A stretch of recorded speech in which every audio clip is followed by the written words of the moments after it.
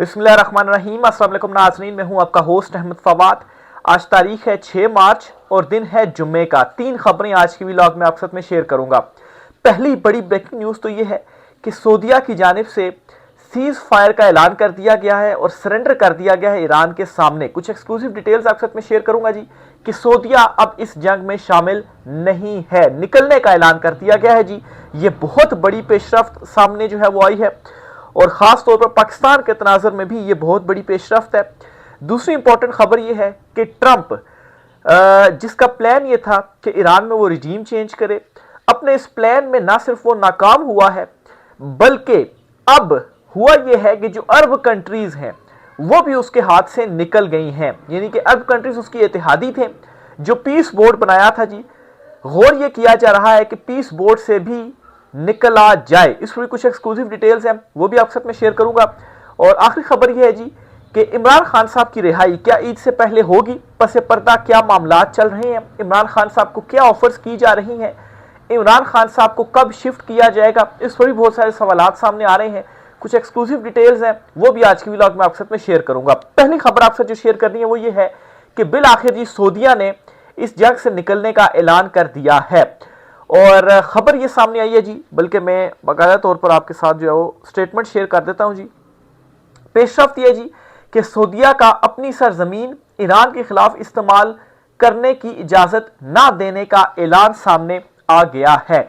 अब हो क्या रहा था जी कि जो अरब कंट्रीज हैं, सऊदीया, यूएई, कतर, कुवैत, बहरीन वगैरह, अमेरिका की जानिब से बेसिस इस्तेमाल की गई और ईरान के ऊपर जो अटैक था वो किया गया। बदले में ईरान ने भी जो अटैक है वो किया और इन्हीं कंट्रीज के ऊपर अटैक किया गया। दुबई में तो खासी जो तबाही है वो आई। बहरहाल जी सऊदीया की जानिब से ये बड़ा ऐलान सामने आना, ये इस बात ये ट्रंप की एक और बड़ी शिकस्त इस तरह से है जी कि पिछले दिनों कुछ जो खबरें थी वो सामने आई जी कि जो अमेरिकी एजेंसीज वाले हैं वो क्या कर रहे हैं कि सऊदी कुछ ऑयल रिफाइनरीज वगैरह जी वहां पर अटैक कर रहे हैं और नाम लगाया जा रहा है ईरान का। और फिर ऊपर से जी सऊदीया या जो दीगर अरब कंट्रीज हैं, ये गिला भी सामने आ रहा था अमेरिका से जी कि आप हमें प्रोटेक्ट नहीं कर सके और आपने सारी मशीनरी कहीं और पर लगा दी। ठीक है, अब ये दो जो खबरें सामने आई हैं, डेवलपमेंट्स हुई हैं, इससे अरब कंट्रीज बददिल हुए अमेरिका से कि ये क्या, इन यहां पर तो साथ ही नहीं दे रहा हमारा अमेरिका, ना प्रोटेक्ट कर रहा है, उल्टा साजिशें कर रहा है और नाम ईरान के ऊपर लगा रहा है ताकि हम आपस में जो है वो लड़ें और खत्म हो और आपके लिए किसी ग्रेटर के लिए जो रास्ता है ना वो आसान हो जाए। तो इसी के पेश नजर ही ये डेवलपमेंट सामने आई है और सऊदीया जो है वो पीछे हो गया है। वो अब ये कह रहा है जी कि हम अपनी बेसिस ईरान के खिलाफ इस्तेमाल नहीं होने देंगे। अब इसका फायदा पाकिस्तान को ऐसे हुआ है जी कि बिल फर्ज ईरान की जानिब से अटैक्स कंटिन्यू रखे जाते, सऊदीया के ऊपर भी अटैक्स होते तो पाकिस्तान के साथ जो दिफाई मुआहदा हुआ है तो फिर पाकिस्तान को भी इसमें कूदना पड़ता। इसलिए वो इसहाक डार की जानिब से स्टेटमेंट भी पार्लियामेंट में दी गई थी कि हमने फिर ईरान से कहा जी कि आप वहां पर जो अटैक्स हैं वो ना करें, तो नहीं किए गए तो जाहिर सी बात हमारा फिर दिफाई मुआहदा हुआ था लेकिन अटैक्स नहीं किए गए। तो अब सऊदीया की जानिब से ये ऐलान जो है वो करना, ये बहुत ही इंपॉर्टेंट जो डेवलपमेंट है वो हुई है। एक ट्रंप को क्या हुआ कि ना सिर्फ वो नाकाम हुआ ईरान में रिजीम चेंज करने में, बल्कि क्या हो रहा है जी कि जो गल्फ कंट्रीज है, जो अरब कंट्रीज हैं, वो भी उसके हाथ से निकल गई हैं और उसकी रीजन दो वजूहात आपके सामने में रख चुका हूं। ये सिर्फ और सिर्फ एक डेवलपमेंट हुई है सऊदीया के हवाले से। दीगर पीस बोर्ड के हवाले से भी आपके साथ खबर शेयर करता हूं जी। और खबर यह है कि सऊदीया, मुत्तहिदा अरब अमारात यानी कि दुबई वगैरह, कुवैत और कतर अमेरिका के साथ बोर्ड ऑफ पीस समेत दीगर तवील मुद्दती मुआहदों से दस्तबरदारी पर गौर कर रहे हैं। ये फाइनेंशियल टाइम्स अखबार है जी, इसकी जानिब से ये जो खबर है वो दी गई, ये बहुत बड़ा दावा सामने आया है। तो पहले तो सऊदीया निकला है, फिर उसके बाद जी सऊदीया, कतर, दुबई और कुवैत वगैरह, ये जो पीस बोर्ड है ना ट्रंप के, इससे भी निकलने पर गौर कर रहे हैं। ये सारी डेवलपमेंट्स क्यों हो रही हैं? मैंने पहले आपको बताया जी कि कुछ ऐसे अटैक्स हुए जिसका इल्जाम ईरान के ऊपर लगाया गया, लेकिन खबरें ये थी जी कि वो अमेरिका एजेंसीज की जानिब से ही करवाए गए। तो वो जो एजेंट्स थे ना उनको सऊदीया ने पकड़ लिया, तो जाहिर सी बात है डबल गेम उनके साथ की गई। और फिर ना सिर्फ ये बल्कि एक और अहम खबर ये है जी कि अगर ऐसा होता है तो खरबों डॉलर्स की या खरबों जो सरमायाकारी है ना अमेरिका के अंदर इन्हीं अरब कंट्रीज की जानिब से की गई, वो भी निकलने का खदशा है। खबर क्या है जी, फाइनेंशियल टाइम्स की जानिब से ही रिपोर्ट किया गया है। रिपोर्ट के मुताबिक जी खलीज के 4 बड़े ममालिक में से 3 सऊदीया, यूएई, कुवैत और कतर, ठीक है, ईरान के साथ जंग के बढ़ते अखराजात के बायस अमेरिका पर अपनी सरमायाकारी कम करने या वापस लेने पर गौर कर रहे हैं। तकरीबन 2 खरब डॉलर तक अमेरिकी सरमायाकारी खतरे में पड़ सकती है अगर ऐसा होता है। ऑलरेडी जो स्टेप्स उठाए गए हैं ना, सऊदीया ने तो उठा लिए हैं। अब देखें जो दीगर गल्फ कंट्रीज हैं, दुबई वगैरह हो गए या कतर, कुवैत वगैरह, ये क्या करते हैं, क्या ये इनकार करते हैं या नहीं करते। फिर उसके बाद आप ये एक और चीज पर भी गौर कीजिएगा कि अगर पीस बोर्ड से ये ममालिक निकल जाते हैं, ठीक है, तो फिर पाकिस्तान पीस बोर्ड में रहकर क्या करेगा। और अगर पाकिस्तान पीस बोर्ड से निकल जाता है तो इसका मतलब ये कि आप भी, या ये जो चिंतखीब रजीम है ये भी एब्सोल्युटली नॉट कह रही है ट्रंप को, तो इनके लिए फिर भी मसले पड़ जाएंगे कि मतलब ये इस पोजीशन में इन्हें एब्सोल्युटली नॉट कह सकें, ठीक है। लेकिन चूंकि अगर सऊदीया और दीगर कंट्रीज जो है वो इससे निकल रही हैं, तो फिर आप क्यों पीस बोर्ड में जो है वो साथ शामिल रहेंगे।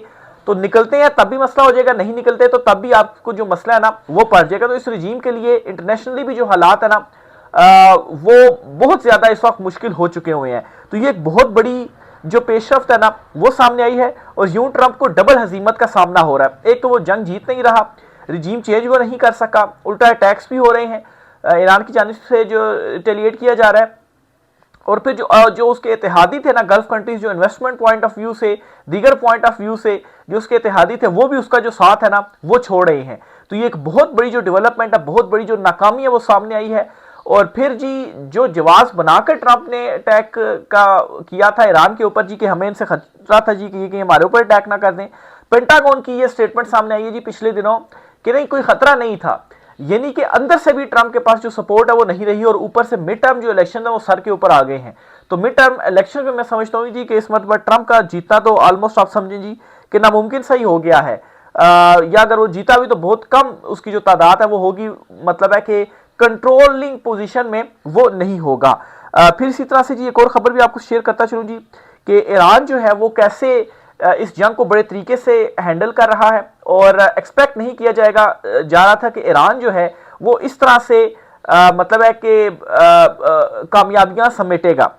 तेल की सप्लाई मुअत्तल, ईरान की जानिब से अपनाए हरम्स की बंदिश ने आलमी माइशत को हिलाकर रख दिया है। राइटर्स के मुताबिक चीन ने ईरान से अपनाए हरम से अपने तेल और गैस के जहाज़ों के लिए मशरूत रास्ता मांग लिया है।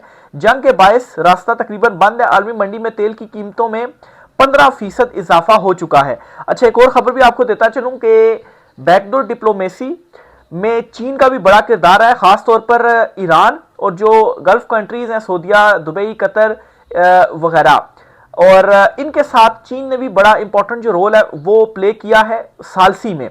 बल्कि उनका जो खबर है ना वो भी मैं आपके साथ शेयर करता चलूँ जी कि क्या जो सालसी का रोल है वो प्ले किया गया है। मैं ये खबर आप सुनिएगा।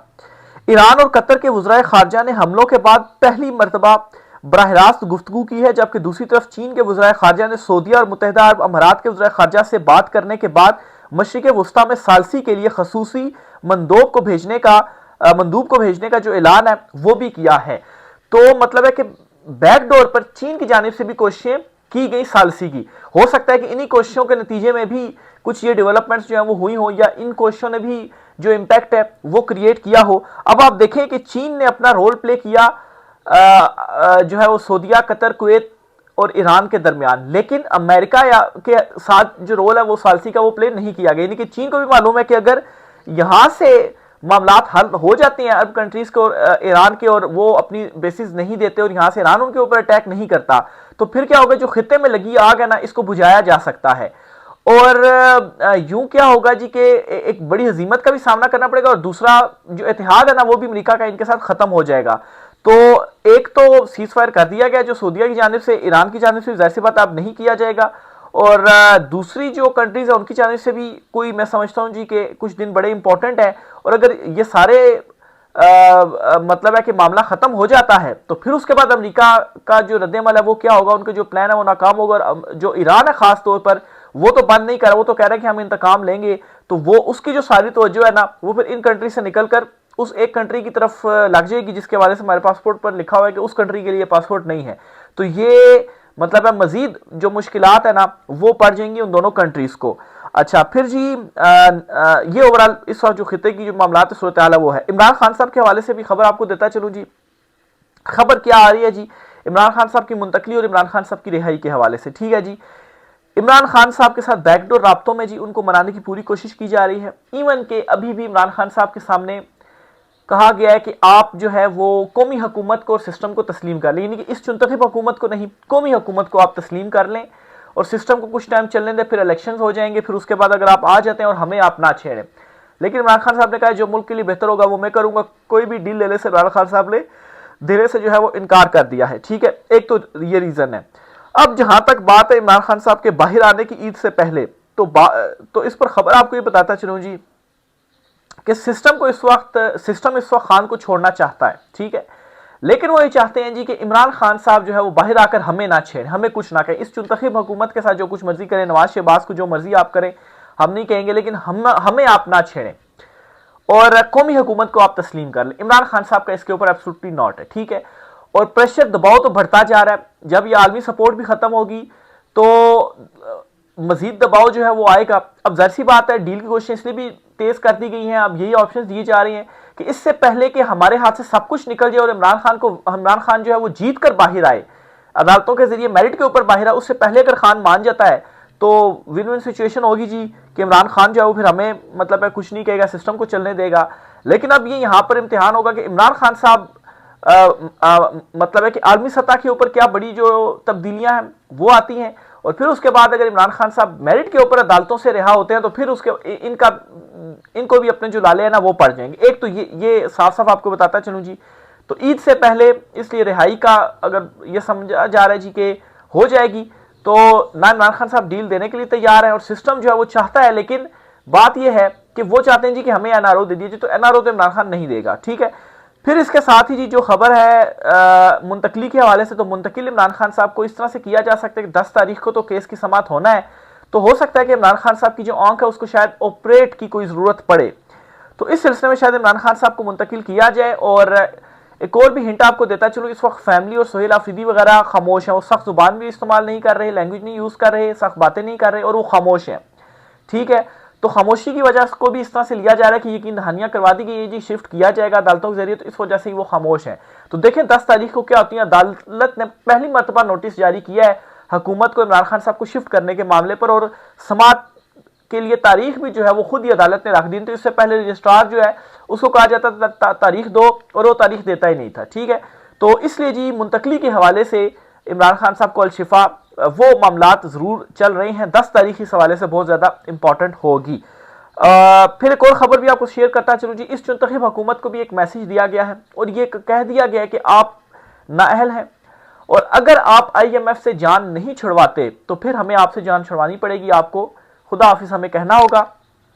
और इस सिलसिले में जी जो नई कौमी हुकूमत है ना वो तो फिर बनाई ही जानी है, और जाहिर सी बात है नई कौमी हुकूमत की कैलकुलेशन इसी वजह से की गई है कि उनको मालूम है कि ये नाअहल है, ये नहीं जान छुड़वा सकेंगे और हमें इनसे जान छुड़वाना पड़ेगी और कौमी हुकूमत लानी पड़ेगी। और दूसरी तरफ ये जो हुकूमत है ये कितनी संजीदा है, ये भी आप जरा देख लीजिए कि ये किस तरफ जा रहे हैं, इनकी जो तरजीहात है वो क्या है।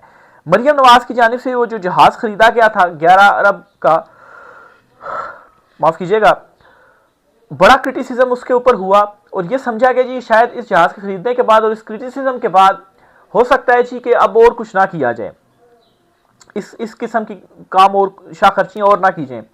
लेकिन किया क्या गया जी कि पंजाब लग्जरी जहाज के लिए पायलट जो हायर किए गए वो एक तो गैर मुल्की किए गए और उनकी तनख्वाहें आप सुने, एक पायलट को $32,000 और दूसरे पायलट को $38,000 जो हैं वो पे किए जाएंगे। ये उनकी जो तनख्वाहें हैं ना वो रखी गई हैं।